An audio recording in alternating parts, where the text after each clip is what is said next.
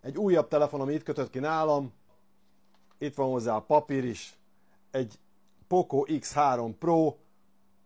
Nem tölt a telefon. Míg bekapcsolva volt, érzékelte, hogy csatlakoztattam a töltőt, de lemerült.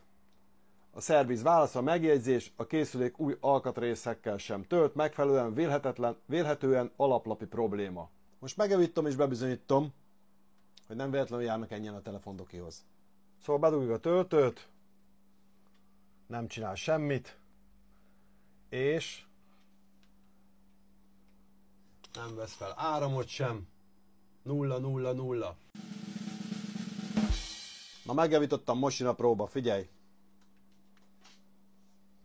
Nézzük csak az ikont.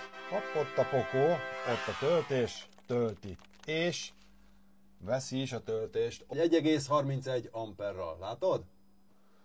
Na most ezt sikerült megjavítanom, de ez nem azt jelenti, hogy ide kell hozni az összes javíthatatlan telefont, sőt, nem vállalom legközelebb azt a telefont, amiben beletúrtak. Csak a telefondoki. Szevasztok!